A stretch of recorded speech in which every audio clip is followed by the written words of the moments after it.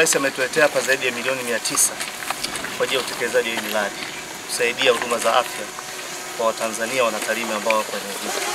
Kwa Mheshimiwa Mwenyekiti, niombe asome taarifa alafu. Jengo la kuhifadhia maiti na wodi ya wazazi yako katika hatua ya umaliziaji ambayo ni sawasawa na 90%.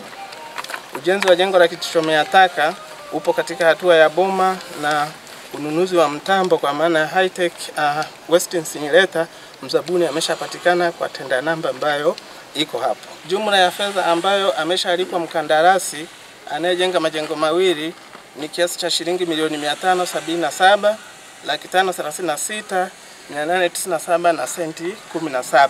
Jumla ya fedha inayotarajiwa kutumika katika mradi hii mitatu ni Tanzania shillings milioni 869,422,040 senti 93. Mradi huu una faida zifuatazo. Moja, utaboresha huduma ya kuhifadhi miili katika hospitali ya mji Tarime kama ambavyo mnaona kichomea taka cha zamani ambavyo kilikuwa kimechakaa. Mbili, utaongeza idadi ya majengo ya kutolea huduma katika hospitali ya mji Tarime na kupunguza msongamano wa wagonjwa. Utarahisisha upatikanaji wa huduma muhimu ndani ya jengo moja na kuharakisha matibabu, kwa sababu tumeona maternity complex itakuwa na sehemu zote muhimu pamoja na chumba cha upasuaji kwenye jengo moja. Mheshimiwa Mwenyekiti, kamati ya siasa mkoa wa Mara, kipekee tunatoa shukrani za dhati kwa serikali kwa kutupatia fedha hizi kwa ajili ya uboreshaji wa majengo na miundombinu ya hospitali. Mkuu wa mkoa, kwanza mimi nichukue nafasi hii kukushukuru wewe binafsi kwa niaba ya mwenyekiti wangu. Unatosha kuwa mkuu wa mkoa kwa kweli. Asante. Tangu jana walivyopokea hujachoka mpaka leo, unafanya kazi kubwa. Umemheshimisha mkuu wa mkoa aliyekutuma, kwa sababu mwenyekiti alikuwa ananiambia kwamba huyu bwana naye waje wamkumbuke kwa sababu hizi kazi anazofanya sio za kawaida. Na uzuri unaelewa miradi mpaka ya roli unaifahamu vizuri sana, kwa muda mfupi umeifahamu. Lakini miradi yako ya wilaya ya Tarime vijijini, Tarime mjini imekuwa mizuri tangu mwanzo mpaka mwisho. Mwenyekiti wangu alikuwa akishangilia tu.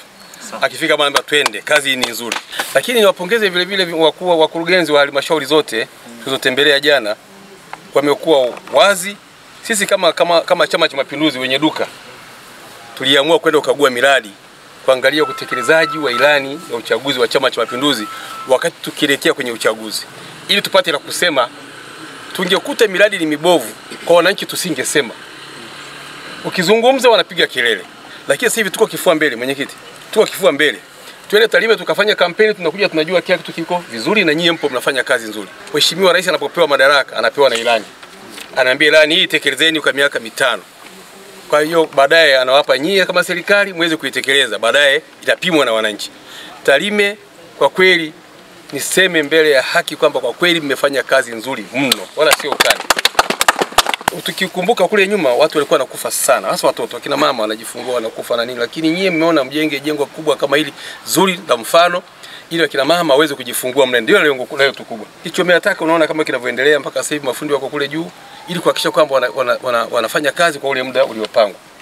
Kwa niaba ya mwenyekiti pamoja na ziara yote ya wilaya zote tuliyotembelea, mkuu wa mkoa tukushukuru sana. Ngicho tukupongeze sana Mheshimiwa Ngicho na kamati nzima ya siasa ya wilaya ya Tarime kwa kazi kubwa ambayo imeifanya. Ngicho ameanza Tarime mjini, Tarime vijijini kote ametembea na ameona kazi yake anayofanya. Ingekuwa ni kazi mbaya Ngicho angeweza kupiga kelele, unamfahamu jinsi alivyo. Angepiga kelele na angesema huyu hanyamazi. Sasa leo hakusema kitu, amenyamaza, anajipigia makofi kwamba kwa kweli amefanya kazi ya utekelezaji. Tunapokea kwenye uchaguzi, sisi wa viongozi wa serikali ni waombe mtuunge mkono Chama cha Mapinduzi. Mama Samia huwezi kumpelekea pesa. Yeye anataka kura tu ili aendelee kutumwagia vitu vingine.